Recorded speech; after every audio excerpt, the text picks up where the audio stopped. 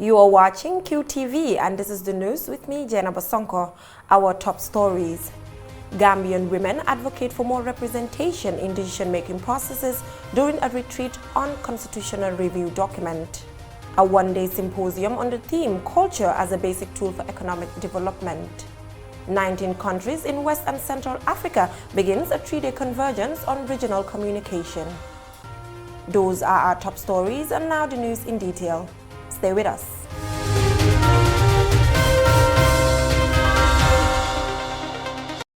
A 3-day constitutional review retreat organized by the Women's Bureau under the Ministry of Women's Affairs ended on Sunday at the Sindola Safari Lodge in Kanilai. The retreat is aimed at supporting women empowerment as part of the constitutional review process. Momudu Gajaga reports.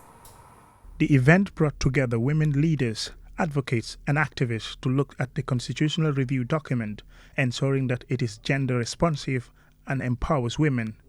Ellen Manga, legal counsel for Women's Bureau, said Gambian women are committed to compete for prominent positions as a way of demonstrating their leadership quality. They're asking for the independence because the issues of women are peculiar and dynamic, and it's so vast. So we're saying that now we're advocating that the government should look up to those issues and give women, have a gender and child or women and child ministry. Because anywhere you talk about women, you talk about the children. So it goes together and it's very wide. So that cannot be under a preview of another ministry. It has to be independent. So we're urging the government to look into those issues and let the Ministry of Women's Affairs be an independent ministry separated from any other office.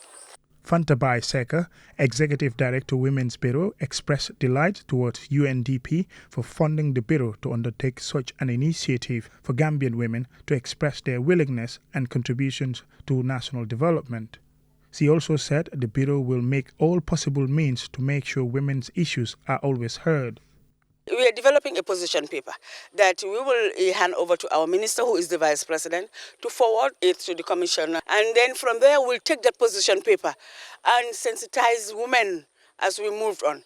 We're also going into another part of it is women and election, gender and elections. We're going to engage political parties to see how they can be gender sensitive in their selection and make sure that women are represented. Maria Da Costa, President, National Federation of Women Federation, highlighted significant contributions rendered by men she called he for she in her own words in standing for women empowerment, giving them both technical and moral support. She tasked participants after finishing the retreat, concerted efforts are needed to make sure points are agreed and considered. On gender for the CRC is very timely and important to ensure that the voices of women are heard and are taken on board in the drafting of the new constitution.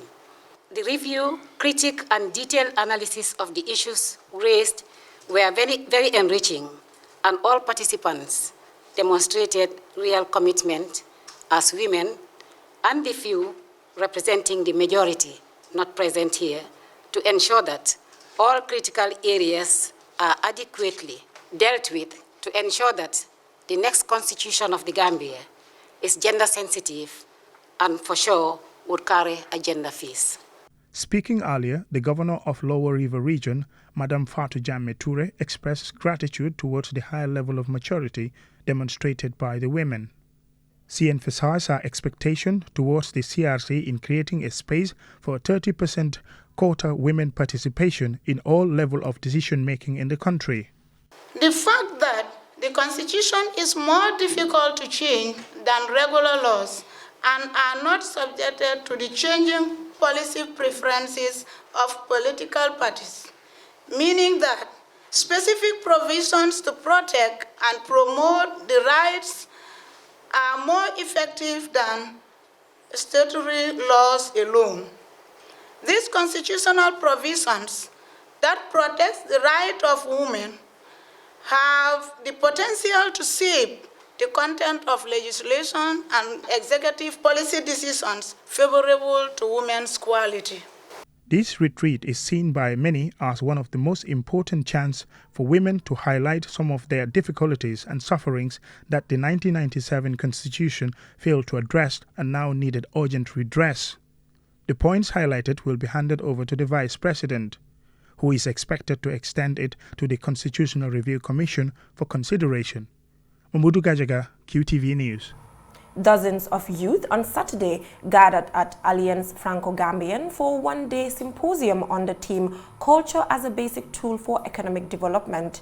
The one-day annual event was organized by a youth group called Home Base and were supported by the National Center for Arts and Culture. Isa Jallo tells us more. The symposium brought together eminent personalities from different backgrounds who spoke on culture as an important tool for national development. Khalifa Saleh, a politician and a sociologist, described culture as a way of life that evolves and not a commodity. Mr. Saleh added that our school system should have introduced the teaching of local instruments and arts to enable children to claim ownership. He explained how Africans used music to keep them going while working on the fields. So music to those people is not a commodity. It's a part of their life. It heals them. It soothes their soul. It soothes their bodies. It soothes their pain. We also must learn to soothe our pain, the pain of the young, the pain of unemployment, the pain of being abandoned and neglected, the pain of oppression must be soothed with music, with arts, so that we learn to discover our strength and our capacity to overcome our challenges and build a nation of liberty. Hasum Sise, historian and curator of the National Museum, spoke of the need to take advantage of the rich cultural diversity of this country to bring economic growth and development. Mr. Sise explained how our forefathers had good work ethics and integrity, stressing that economic development can only be attained by drawing lessons from history. Mr. Sise narrated how our forefathers had so much integrity that when humiliated, they die. This was because they never wanted to bring humiliation to the family and the community. From the archives, I was just doing some work. You see, I came across some archival files, on the chiefs. Some of these chiefs, when they were accused of, corruption by the British and sacked, 2 days later, they die. I counted 6 chiefs, 6 Gambian chiefs. You see, they sacked them. Accuse them of corruption or eating, tax money. And the next day they die. Trust and integrity was a cultural aspect. We kept people in line to make sure that you are not corrupt. You do not do anything. That will make the economy of your country to suffer. Mamadou Sabali commended the organizers for creating such a platform for young people. He draws the distinction between knowledge and education, adding that such platforms are ideal for acquiring knowledge. He stressed the need to document our tradition and culture, noting that most of our cultural knowledge rests in the minds of few people. Now we are paying thousands of dollars to go to seminars in Europe, in Asia, in America. This is sad. We have to look back with very bright eyes. And the problem is we like to, when you talk of culture, we like to poke our fingers at the Tubab side. We have a culture of people did X, Y, and Z. Now that's fine. I know that Africa has a very glorious and inspiring past that we can take our cue from, but this past is not just to be celebrated. We are supposed to take our cue from these things and learn something. Mr. Sabali called on Gambians to look back at our folklore traditional music and recreate them into modern music. Oku Drame, a renowned music producer, said our artists did not have to look far back to succeed and recalled that the Gambia had always produced great artists. He said Gambian schools used to have music teachers that produced great musicians and singers who were some of the best in the sub-region. I learned that the people who have been successful in Gambia have been successful throughout Africa, throughout Europe. They are in books. It's been written in encyclopedias of music that the Super Eagles of Gambia is the first popular African band in the world. And secondly, the Ifa Mundi of Gambia was the first African band to take African traditional culture and transform it into what they call contemporary music that's appreciated by the entire world. Lamin Kinte, chairman of Home Base, lamented that some Gambian culture is fading due to the fact that young people adapt foreign language and culture, leaving behind our culture. He said the objective of the project is to provide the basis for strengthening institutional and personal capacities at local and national levels. The event ended with a question and answer session and performance by a local choir. Issa Jallo for QTV News. 19 countries in West and Central Africa on Tuesday begins a 3-day meeting at the Coral Beach Hotel in Burfoot. The purpose is to identify strategies, narrative techniques and tactics on regional communication, advocacy and marketing. Rohi Jata was there and she now reports. The World Food Programme has organized a retreat for government officials, the private sector, as well as participants drawn from various World Food Programme offices in Central and West Africa to discuss and implement communication strategies that will transform the lives of citizens in the member countries. Delivering the opening remarks, Wanja Karia, country representative and director of World Food Programme, says the main purpose of the retreat is to deliberate on issues of communication that will help in combating hunger and malnutrition in the world.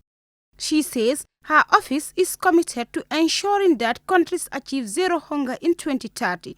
In achieving its National Development Plan goals through investing in relevant sectors under the Sustainable Development Goal 2.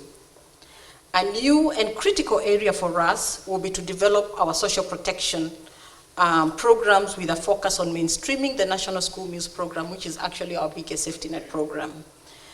In this context, we must think creatively and disruptively to create movements and dialogue with our target audiences. As I understand during these deliberations for this week and beyond, we know that WFP is shifting its communications work to match the transitions that we are now undergoing. The Minister of Information, Communication and Infrastructure, Ibrahim Asilla, says communication is an essential tool for telling stories effectively and efficiently, as well as for attaining the sustainable development goals of any country.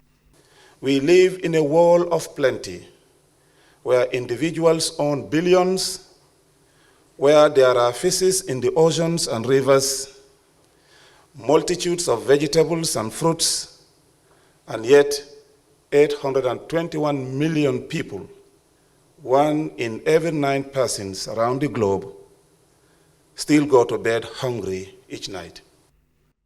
Gregory Barrow of the Communication Division World Food Programme Headquarters, Rome, says using the full potential of communication is pivotal in the attainment of democratic principles and values because dialogue is key to development. He thanked the organizers for initiating such a platform for communication officers. Some of our priorities focus on our response to emergencies. We're responding to emergencies in Nigeria at the moment. Some of our priorities focus on the connection between conflict and how conflict can cause hunger. And this is another aspect of some of our work in some of the countries in this region.